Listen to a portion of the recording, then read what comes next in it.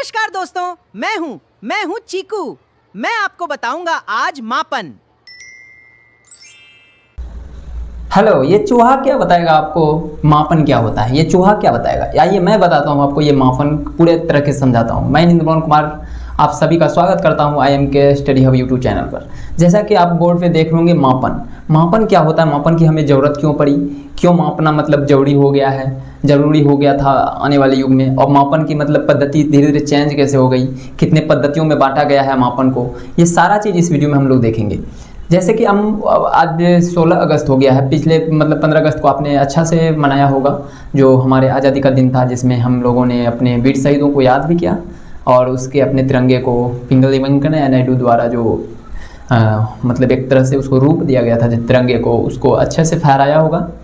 बाकी उम्मीद करता हूँ आप लोग अच्छे होंगे। तो आइए आज थोड़ा देख लेते हैं मापन को दो पद्धति में बांटा गया था। जब अंग्रेज लोग थे तो अंग्रेज ने ब्रिटिश सिस्टम प्रणाली लाया था और एक हम लोगों ने लाया है मेट्रिक सिस्टम प्रणाली। दो प्रणाली होती है, एक होता है ब्रिटिश प्रणाली, एक होता है मेट्रिक सिस्टम प्रणाली। तो पहले इसको तो दो भागों में बांटते हैं। तो सबसे पहले मापन कितने भागों में बांटा जाता है? एक होता है क्या मापन। अच्छा, सबसे पहले तो ये देखिए, मापन की जरूरत क्यों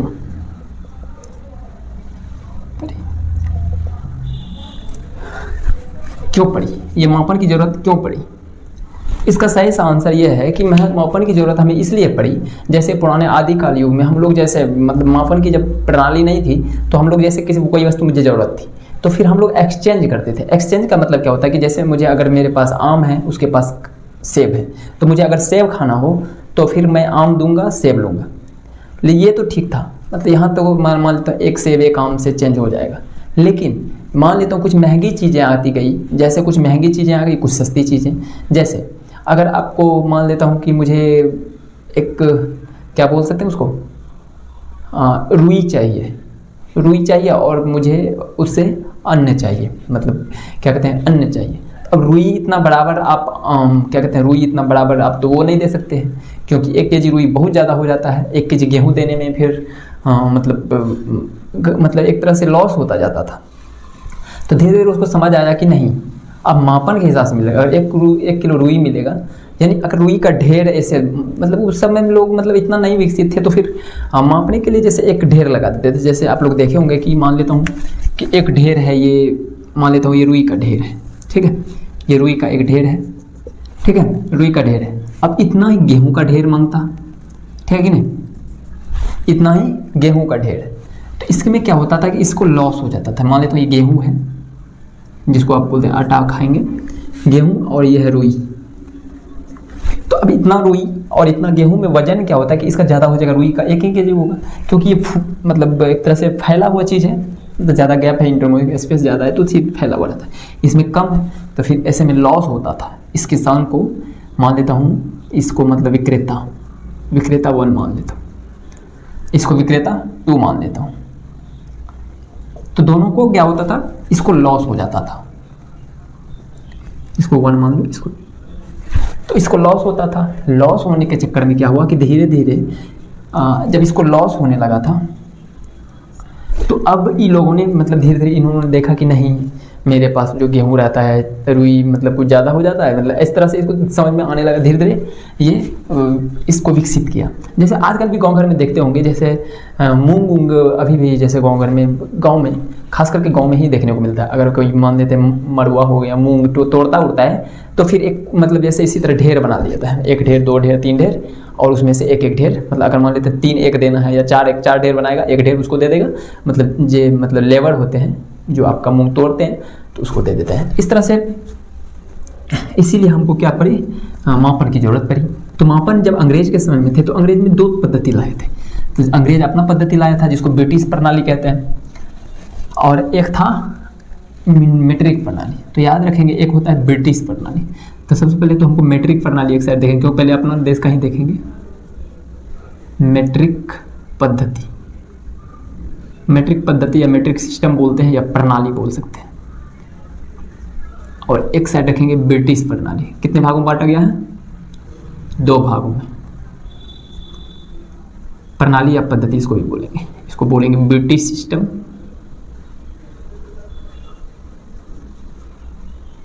और इसको बोलेंगे मीट्रिक सिस्टम।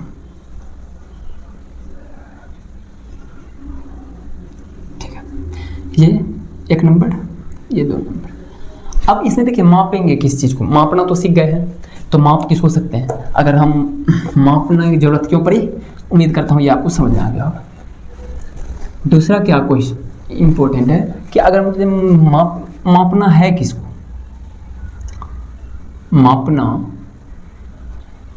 मापन किस किस का कर सकते हैं, किस किस का कर सकते हैं, तो सब कुछ का मापन कर सकते हैं। आजकल तो आपको पता ही होगा हर चीज़ का मापन हो गया, लाइन एटसेट्रा। तो सबसे पहले तो हमको एक चीज़ मापन होता है लंबाई का, लंबाई का मापन कर लेते हैं। दूसरा में क्या कर लेते हैं, धारिता का, धारिता मतलब जैसे दूध हो गया, इस सब को मापना। 3 धारिता होगा।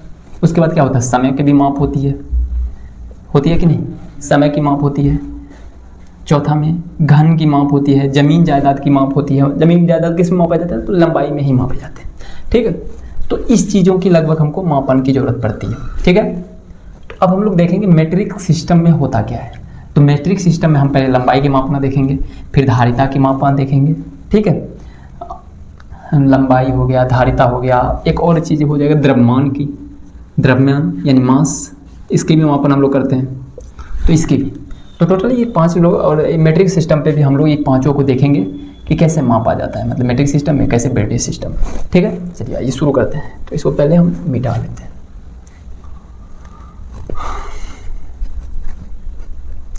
तो मीट्रिक प्रणाली में सबसे पहले 1 देखेंगे, या ए में मीट्रिक प्रणाली पर लंबाई का मापन,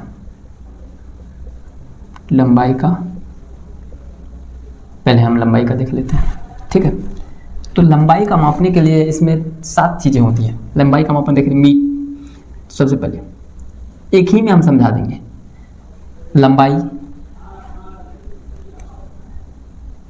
लंबाई का मापन, लंबाई के साथ साथ 3 चीज़ जोड़ लीजिए, लंबाई, द्रव्यमान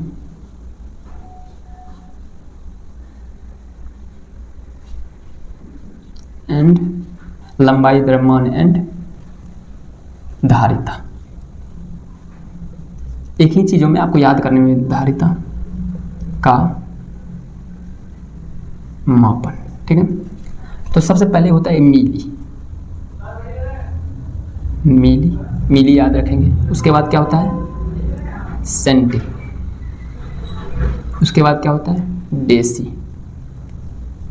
पहले आप लिखते जाइए डेसी, इसके बाद लिखिए मीटर या लीटर या ग्राम।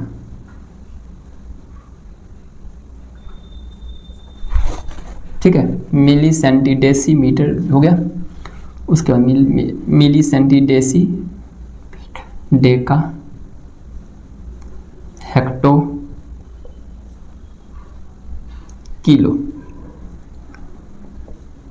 अब क्या करेंगे, अब देखिए मीट्रिक प्रणाली में लंबाई पर धारिता के लिए हमको लंबाई के लिए किस में लेंगे, मीटर में। ये प्रीफिक्स मतलब सफिक्स लगाएंगे, सफिक्स मतलब लास्ट में मीटर। द्रव्यमान के लिए क्या लगेंगे, लीटर। और धारिता के लिए क्या लगाएंगे, सॉरी द्रव्यमान के लिए लगाएंगे ग्राम, और इसमें लगाएंगे लीटर। ठीक है, तो मिलीमीटर। अब हमको अगर लंबाई को मापना है, तो अगर लंबाई को मापना है तो मिली, मीटर, सेंटीमीटर, डेसीमीटर, मीटर का सफिक्स लगेगा, फिर मीटर लिखाएगा, ये दोनों नहीं लिखाएगा, डेकामीटर, हेक्टोमीटर, किलोमीटर। ठीक है, अगर हमको द्रव्यमान में लेना है तो मिलीग्राम, सेंटीग्राम, डेसीग्राम,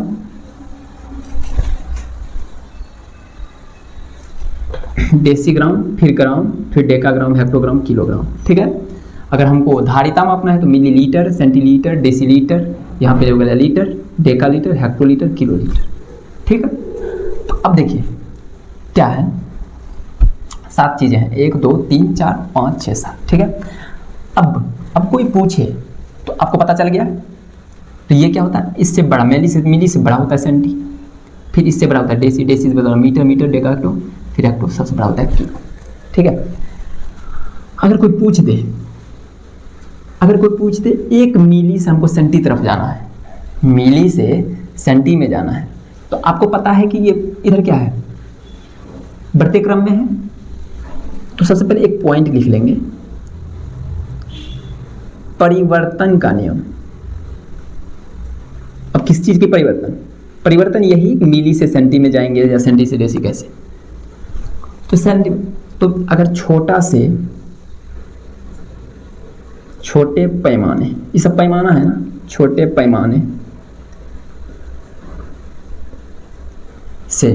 पैमाने से बड़े में बदलने के लिए 10 का भागा देंगे।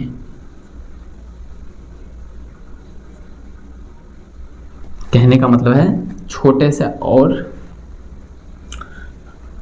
यहां पे लिख देंगे बड़े से छोटे में बदलने के लिए 10 का गुना करेंगे।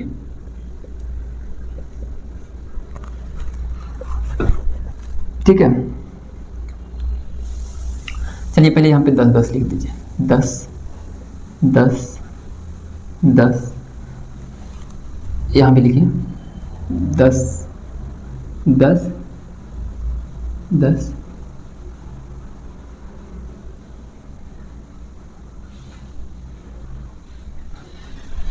अब देखिए छोटे से बड़े में बदलने के लिए आपको पता है छोटा, कोई छोटा चीज है उसको बड़ा में बदलने के लिए 10 का भाग देंगे, 10 का भाग देंगे। ये पैमाना नहीं ले सकते। और बड़े से छोटे में बदलने के लिए 10 का गुना करेंगे। जैसे कोई पूछे, अभी देखिए 1 मिलीमीटर, मान लेते हैं आप एग्जाम्पल निकालते हैं, 1 मिलीमीटर सबसे छोटा है, तो बराबर कितना, इसको हमको यहाँ पे देखिए डेसीमीटर, मिली सेंटीमीटर।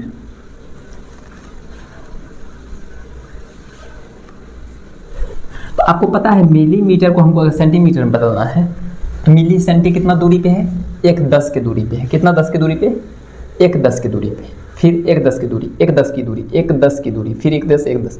यानी मिली से सेंटी में बदलने के लिए हमको, अगर मान लेता हूँ इधर 1 मिलीमीटर है, इधर 1 सेंटीमीटर है, मतलब मान लेता हूँ, तो हमको मिली से सेंटी में बदलने के लिए क्या करूँगा, 10 का भागा दूंगा। किस में भागा दूंगा, मिलीमीटर में। तो 1 मिलीमीटर में कितना सेंटीमीटर हो जाएगा, तो यानी 1/10। समझ आ रहा है, 1/10, 1/10। तो ये क्या हो जाएगा, कट के हो जाएगा क्या, 0.1 सेंटीमीटर। ठीक है, पहले हम छोटा से बड़ा करते हैं, बड़ा से छोटा करते हैं। मान ले तो पूछे 1 सेंटीमीटर, 1 सेंटीमीटर है, यानी हमको इधर से जाने पे 1 सेंटीमीटर को कितना मिलीमीटर बोलेंगे, कितना मिलीमीटर।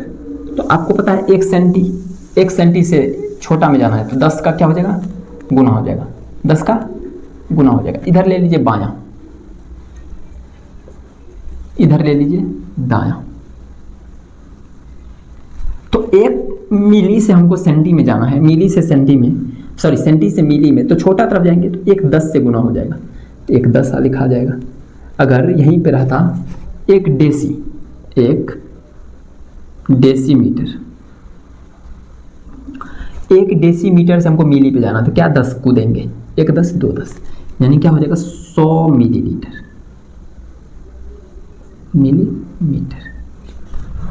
देख रहे हैं, 1 10 2 10 कूदना पड़ेगा। अगर मीटर से हमको मिलीमीटर जाना है तो 1 इसीलिए हो जाता है, कोई पूछेगा 1 ग्राम बराबर, 1 ग्राम बराबर कितना मिलीग्राम होता है, कितना मिलीग्राम।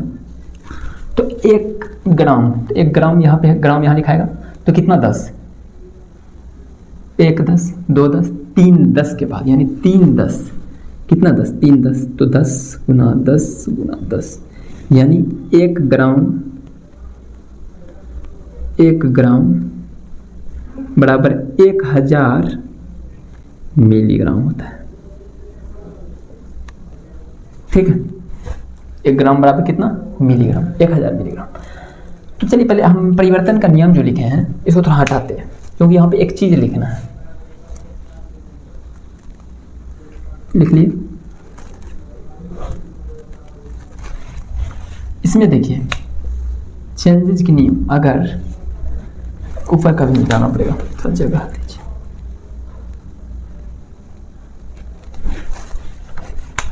इधर से अगर हमको बड़े से छोटे तरफ जाना है,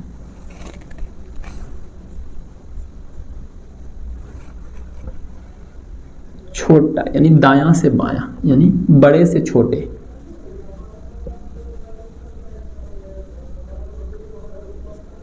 में चेंज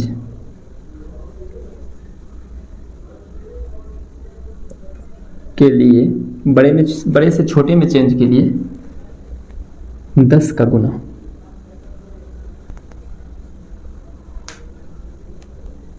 होता जाएगा।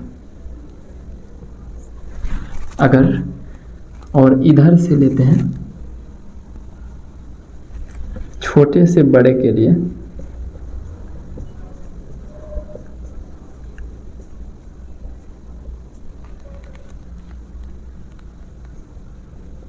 यानी 10 का भागा होता जाएगा। आ रहा है समझ में? ठीक। अगर हमको उधर से इधर आना है, किलो से हेक्टो में आना है तो फिर 10 का गुना, फिर इसमें आना है तो 2 गुना कूदे, एक और दूसरा पे आए तो 2 से 10 गुना। तो ठीक ऐसे अगर एक एग्जाम्पल से अब समझाते जाते हैं आपको। कोई पूछे चेंजेस के नियम, अगर मुझे किलो से यानी 1 किलो, मैं पूछ रहा हूँ 1 किलो मीटर लिख देते हैं, कोई भी हमको लंबाई मापना है तो हमको पूछना है कितना मीटर। तो अब देखिए किलो से हमको कहाँ आना है, सबका आपको याद रखना, milli centi deci metre, deca hecto kilo metre, milli centi deci litre, deca hecto kilo litre, milli centi deci gram, deca hecto kilo gram. इस तरह से याद करना। 1 किलो मीटर में आना है हमको, तो किलो यहाँ है, कितना 10 कितना होगा, तो 1 10 2 10 3 10, यानी 3 10 यानी 10 गुना 10 गुना 10 यानी 1000 मीटर। 1 किलोमीटर में 1000 मीटर, ऑब्वियस सी बात है, पता ही है। अगर पूछे 1 किलो में कितना हेक्टो, तो 10 का हेक्टो। ठीक है, अगर मैं पूछ दूं यहां से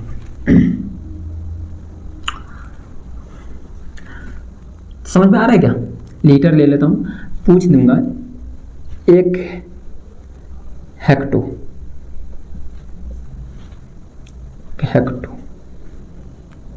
लीटर, 1 हेक्टोलीटर बराबर कितना डेसी लीटर। तो डेसी पे आना है, हेक्टो कहाँ है, यहाँ पे, डेसी पे आना। तो 1 2 3 कितना 10, 3 10 यानी 1000 डेसी लीटर हो जाएगा। आ रहा है समझ में? और ले लेता हूँ, अगर पूछ दे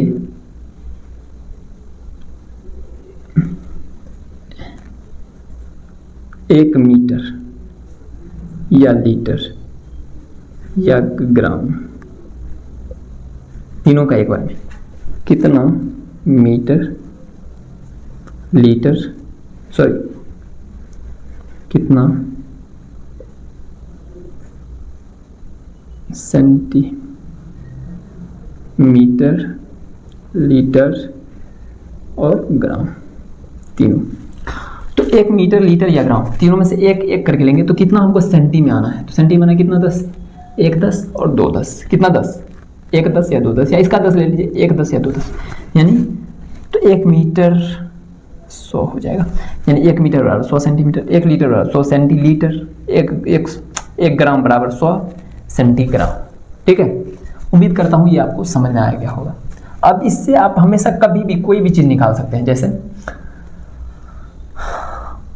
तो ये समझ में आ गया होगा। तो इसके HW कुछ हैं, कुछ HW ले लेते हैं जो आपको बनाने हैं।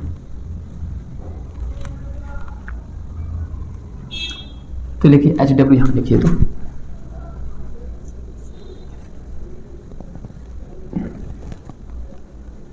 दस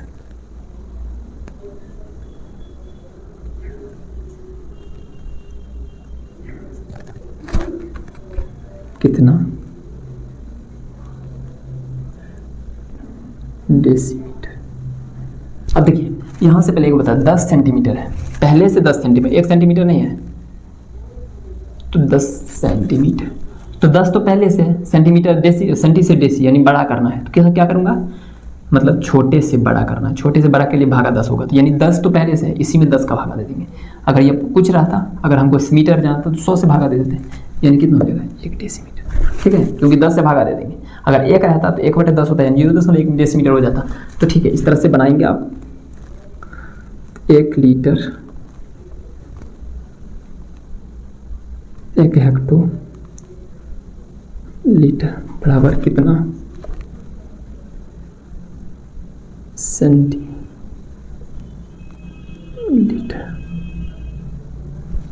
ठीक है,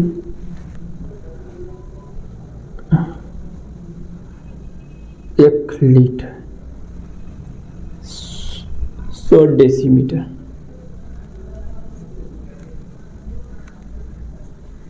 कितना किलोमीटर।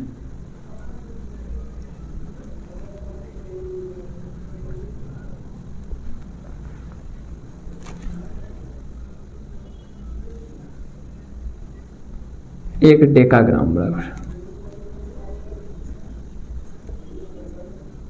कितना किलोग्राम।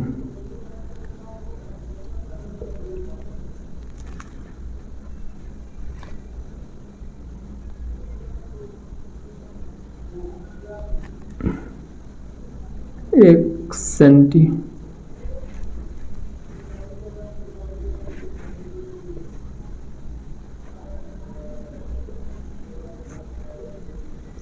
कितना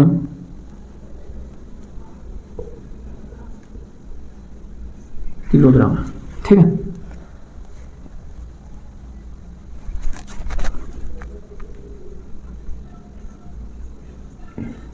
एक लीटर बराबर कितना मिलीलीटर।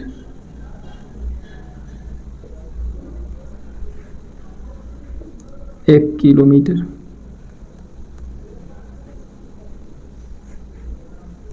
कितना मीटर।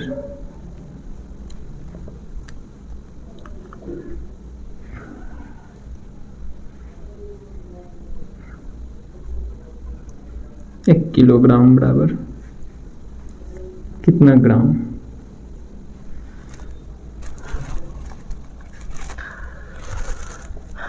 ठीक है, ये HW बना के लाइएगा। ठीक है, चलिए अब इसको मिटाते हैं।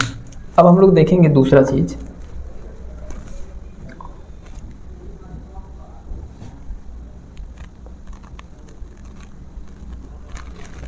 स्क्रीनशॉट ले लीजिएगा। तो आइए ब्रिटिश प्रणाली में सबसे पहले हम लंबाई को देख लेते हैं। लंबाई को कैसे मापते हैं ब्रिटिश सिस्टम में। लंबाई के लिए उधर मतलब द्रव्यमान के लिए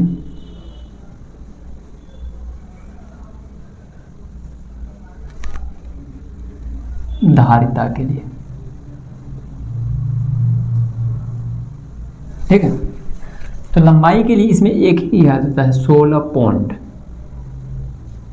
16 पौंड बराबर होता है 1 औंस।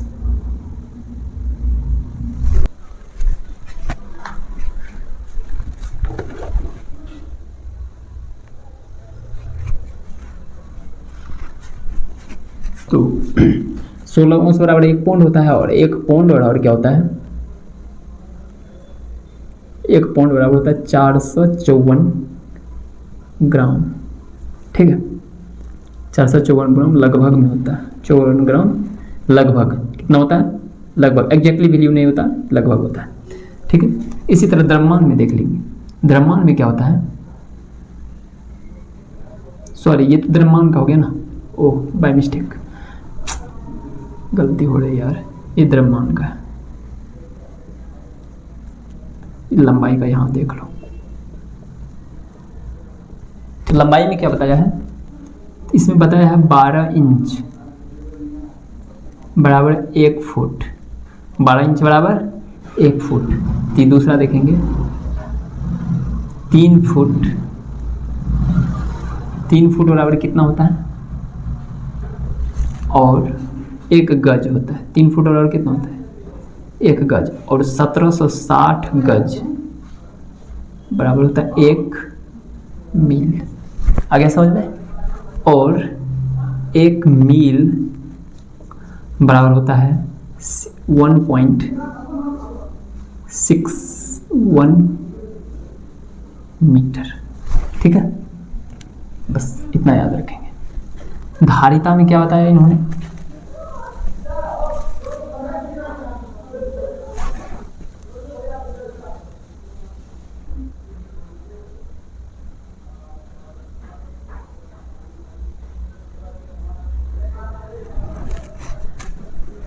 हाँ, तो धारिता में क्या बताया है, धारिता में बताया है 1 गैलन, सॉरी 1 लीटर लीजिए, 0.22 गैलन। ठीक है, और 1 गैलन बराबर होता है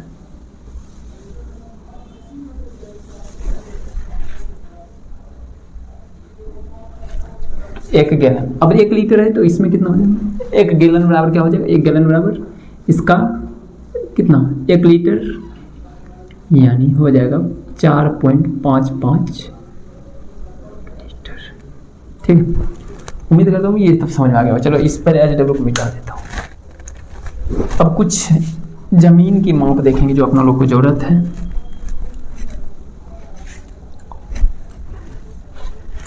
अब देखिए जमीनों की माप,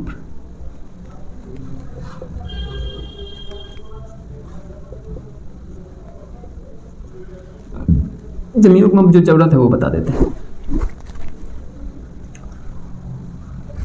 जमीनों की माप में जो जरूरत है वो बता देते हैं। एक लग्गा, पहले लग्गा होता था, वर्ग लग्गी बराबर होता है 1 धूर। आजकल धूर तो जरूरी है, धूर 20 धूर बराबर होता है 1 कट्ठा। 1 कट्ठा जमीन, और 20 कट्ठा बराबर होता है 1 बीघा, और 1 हेक्टेयर, 1 हेक्टेयर बराबर कितना हो जाता है, 2.47 एकड़। ठीक है, तो इतना चीज जमीनों की माप में देख लेंगे, और बाकी आपके किताब में दिया होगा, बाकी जो हमको जरूरत है वो लिखा देता हूँ। ठीक है, इतना ही याद रखेंगे, बाकी तो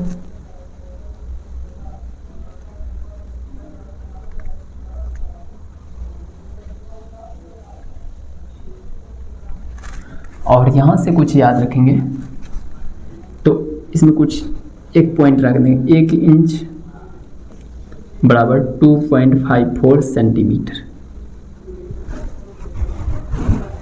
ठीक है, ये भी याद रखें। अब इसकी देखेंगे समय की माप। समय की माप दोनों पद्धति में एक जैसे, समय की माप दोनों पद्धति में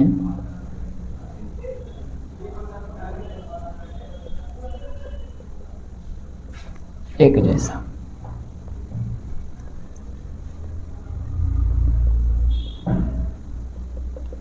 ठीक है, दोनों पद्धति में समय की माप जो होती है ना एक जैसा होता है। वीडियो चल रही है, देख लीजिए। 60 सेकेंड, फटाफट लिखिए। 60 सेकेंड बराबर कितना मिनट, 1 मिनट। 60 मिनट बराबर कितना सेकेंड, 1 घंटा। 24 घंटे बराबर यानी 12 घंटा बराबर 1 पहर।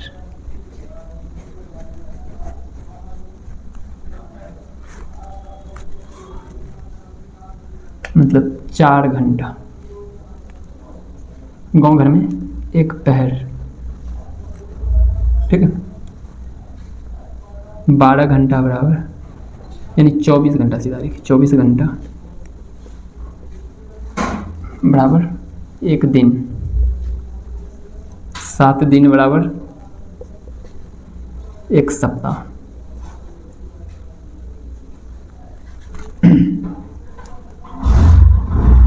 ठीक है। 52 सप्ताह बराबर 1 वर्ष लगभग।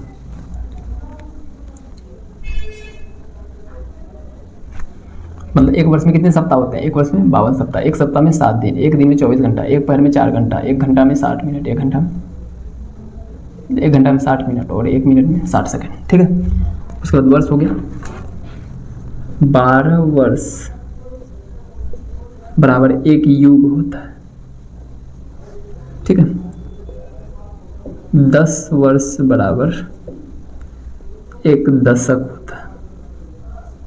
100 वर्ष बराबर 1 शताब्दी होता है। 100 वर्ष बराबर 1 शताब्दी होता है, ठीक है। आपको याद रखेंगे कि इसमें कितने दिन होते हैं। सबसे पहले जनवरी, फरवरी। तो सबसे पहले कुछ 2 चीजें लिखे। चलिए जमीनी के माप को हटाते हैं।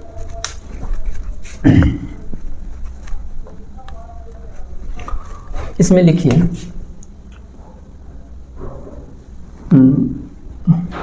सबसे पहले देखिए साधारण वर्ष। वैसे तो हम लोग इसको देखेंगे मतलब वो कैलेंडर चैप्टर में, लेकिन फिर भी यहाँ बता दो। साधारण वर्ष होता है जिस वर्ष या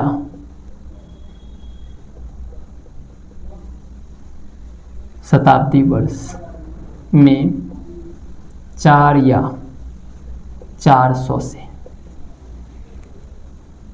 भाग पूर्णतः लग जाता है तो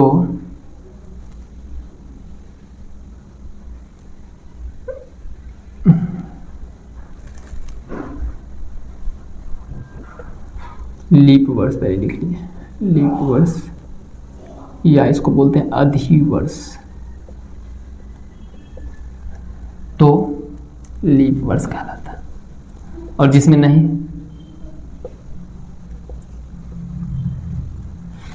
नहीं लगेगा, जिसमें 4 या 400 से भाग नहीं लगेगा, वो होगा साधारण वर्ष।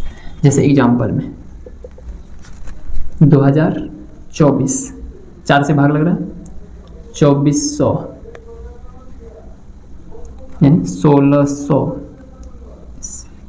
ईस्वी। 2024 में 4 से भाग लग रहा है, लीप वर्ष। 400 से लग रहा है, शताब्दी वर्ष है ना, 400 से लग रहा है, और इसमें भी शताब्दी वर्ष 400, लीप ईयर्स। और 2025 क्या हो जाएगा? साधारण वर्ष, क्योंकि इसमें भाग नहीं लग रहा है, साधारण वर्ष, ठीक है। और याद रखेंगे लीप वर्ष में फरवरी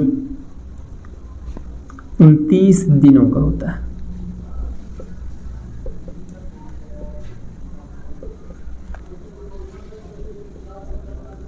तथा साधारण वर्षों में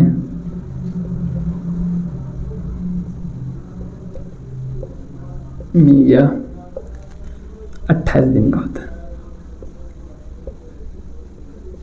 ठीक है। साधारण वर्ष में कितने दिनों का होता है? 28 दिनों का। तो आपको कुछ याद रखने हैं यहाँ पे याद रखें जनवरी। तो जनवरी फरवरी आपको पता होगा, जनवरी फरवरी मार्च अप्रैल मई जून जुलाई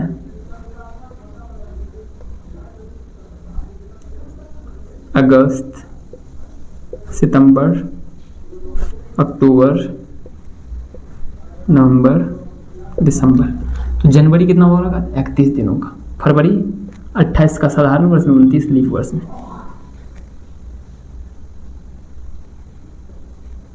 मार्च फिर 31 डेज, अप्रैल 30 डेज, मई 31 डेज, जून 30 डेज, जुलाई 31 डेज, अगस्त 31 डेज, सितंबर 30 डेज, अक्टूबर 31 डेज, नवंबर 30 डेज और दिसंबर 31 डेज।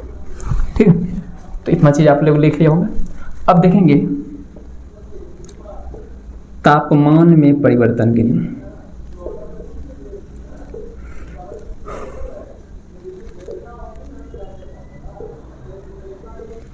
तापमान में परिवर्तन के नियम क्या है? C/5 बराबर F माइनस 32/9। बस यही आपको क्वेश्चन याद रखना, ये फॉर्मूला याद रखना। C बराबर होता है सेल्सियस,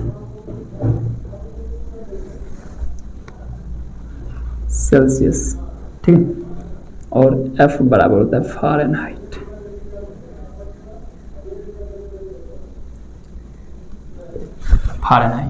ठीक है,